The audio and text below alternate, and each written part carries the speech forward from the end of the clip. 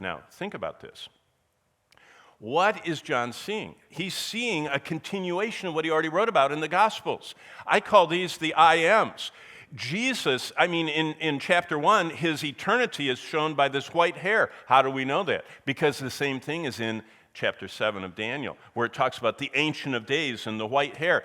His omniscience, his eyes that can see everything, the fire piercing. His justice, righteousness. There's an old song in American history called the Battle Hymn of the Republic. And it says his feet are trampling out. And this idea of his feet trampling, but when it's trampling with bronze, which speaks of a strong metal that's relentlessly crushing, it's speaking of his justice and righteousness. And his voice like the sound of many waters. That goes back, remember Revelation quotes every other part of the Bible? That's Psalm 29. It says, the voice of the Lord, causes the hinds to calve and the mountains to shake, and it speaks of his omnipotence. And then his hands. You remember what Jesus was always doing in the Gospels? Touching people in need. And he was very compassionate, and when people, usually in the first century, when someone was sick and dying and defiled by leprosy, you stayed away from them. Jesus went toward him and touched him and was always compassionate. And then when he speaks, out of his mouth comes a sword. He is the judge. And then look at his glory. When John saw that, he just collapsed. Now, think of how this ties with all the other elements. John sees him as the Son of Man walking around the lampstands. If this microphone is a lampstand, remember a lampstand was a 7-branched candle holder, lamp holder. They weren't even candles, they were oil lamps. So it would be a kind of a device that had little places to put these 7 lamps built in. What is it? Well, if you look at verse 19, 20, the mystery of the golden lampstands, the end of verse 20, which you saw are the 7 churches. So Jesus was walking around the picture of the 7 churches. That's why I wrote, Jesus is actively coaching me right now. Did you know Jesus is here watching you? My wonderful wife, Bonnie, is sitting back there. You know what she told me is fascinating? She sits in the back of Word of Life classes all over the world. She said, it's interesting to watch what they're doing while you're teaching the Bible.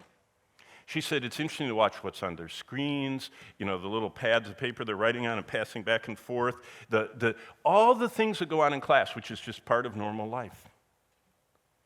Guess what? You can see Bonnie now, and she's watching. Guess who's watching all the time? The coach.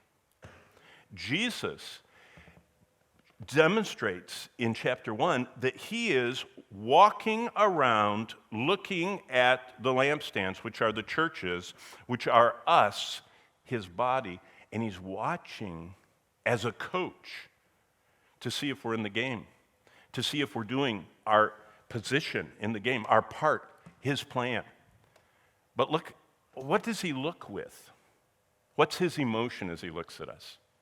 You look at someone and you can tell in one moment they're going, whatever, their facial, either they're upset or whatever, or they're cheering you on. You ever see the coaches that are cheering on their team? Most of the time the coaches are, doing all that kind of stuff or pulling their earphones off and throwing them down, whatever they're doing.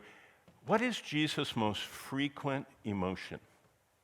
There are 89 chapters in the 4 Gospels. If you analyzed them, now remember I told you I started reading the Bible through once a month when I was 19 years old.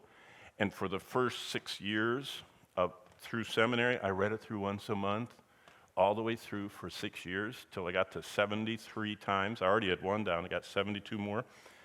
Every time I look for one thing all the way through the Bible with my little marker, and had multiple Bibles, and I would mark things. Do you know what one time I did? All of the kind of revelations of how God feels, his emotions, his attitude, his attributes, all of his titles and descriptions. When you study Jesus in the 89 chapters of Matthew, Mark, Luke, and John, do you know what you find?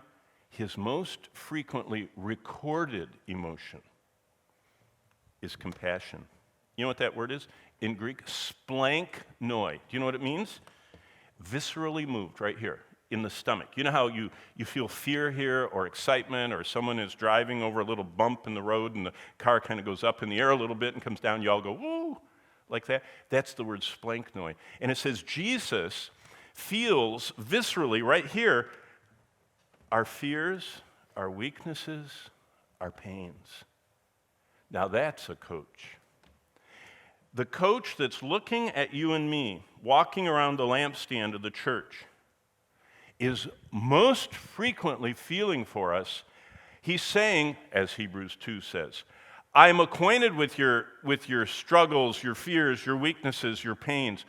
I am, by the way, do you know what sympathy means? The word in English, sympathy, is two Greek words. Sum, a preposition with, patheo, to feel. A sum pathero person feels with you. And Jesus said, I am sum patheo, I'm sympathetic, I feel with you.